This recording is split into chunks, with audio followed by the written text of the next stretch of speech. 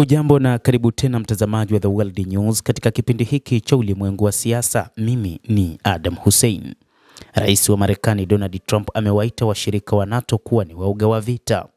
Rais huyo wa Marekani amewaita washirika hao waoga na kusema itakuwa rahisi kwa kusaidia kufungua njia ya meli katika mlango bahari wa Hormuz. Katika akaunti yake kwenye mtandao wa Truth Social aliandika, bila Marekani NATO ni dhaifu. Hawakutaka kujiunga na mapigano kuizuia Iran inayotumia nyuklia. Kwa kuwa tumeshinda mapigano kijeshi bila kuhatarisha pakubwa, wanalalamika kuhusu kupanda kwa bei za mafuta wanakolazimika kulipa, lakini hawataki kusaidia kufungua mlango bahari wa Hormuz, mbinu rahisi ya kijeshi ambayo ndio sababu pekee ya kupanda kwa bei za mafuta. Ni rahisi sana kwa kufanya hivyo bila hatari kubwa, ni waoga nasi tutakumbuka, alisema rais huyo wa Marekani Bwana Donald Trump.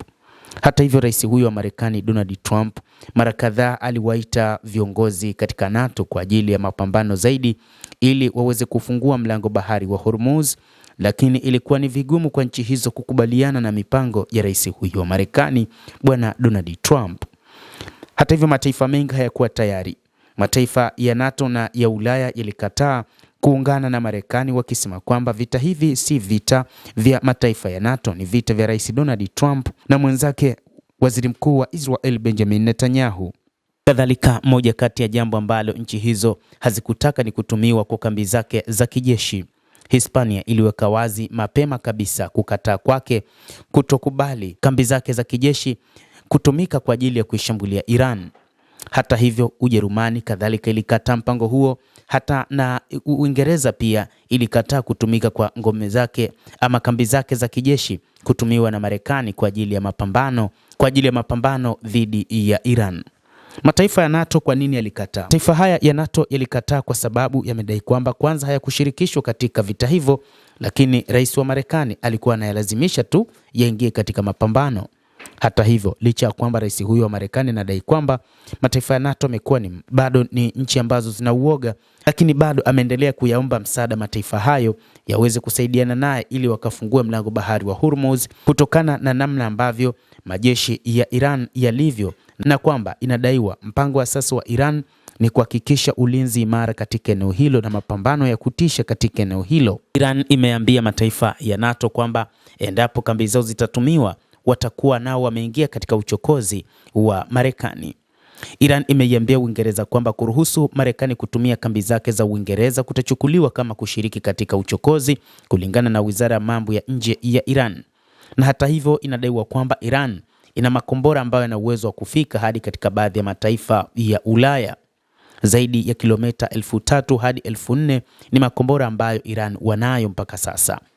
Ni eneo tu la nchi ya Marekani ambalo Iran haina makombora ya kuweza kufika, lakini uhakika ni kwamba kuna makombora ambayo yanadaiwa kuwa na uwezo wa kufika katika baadhi ya nchi za Ulaya ambazo zipo kilomita 3,000 hadi 4,000. Iran inasema kupitia waziri wake wa mambo ya kigeni Abbas Araghchi kwamba alifanya mazungumzo na mwenzake wa Uingereza Ivat Cooper, ambapo alisema kwamba msaada wote utakaotolewa na Uingereza kwa Marekani utasababisha kuongezeka kwa mzozo huo. Na Araghchi alishutumu Uingereza na mataifa mengine ya Ulaya kwa mbinu ya upendeleo kuelekea kile anachokielezea kama uchokozi wa wazi kutoka kwa Marekani na Israel. Inaripotiwa kwamba alikosoa Uingereza kwa kushindwa kulani mashambulizi ya Israel kwenye viwanda vya gesi vya South Pass vya nchini Iran. Hata hivyo, moja kati ya jambo ambalo watu wa Ulaya wanakubaliana nalo ni juu ya suala la kuishambulia Iran, lakini kwamba wao hawakuwa tayari kwa ajili ya kuishambulia nchi hiyo kwa sababu tu hawakushirikishwa katika vita hivyo. Mtazamaji, endelea kutufuatilia, lakini ni kusihi usisahau kulike, usisahau kucomment, kadhalika usisahau kusubscribe channel yetu hii ili upate habari hizi kwa mapana kupitia The World News. Mimi ni Adam Hussein, endelea kuwa nasi wakati wote, endelea kutufuatilia uyajue mengi yanayojiri katika ulimwengu kupitia The World News.